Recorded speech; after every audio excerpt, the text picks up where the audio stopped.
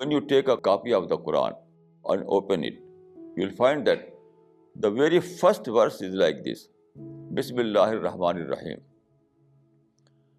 This verse is repeated in the Quran no less than 114 times. 114 times.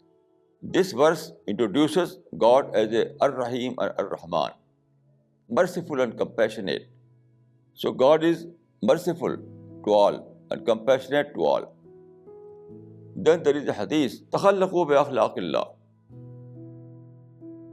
Adopt divine character. Know what is divine character? It is based on Ar-Rahman Ar-Rahim. So Rahmat is a divine culture.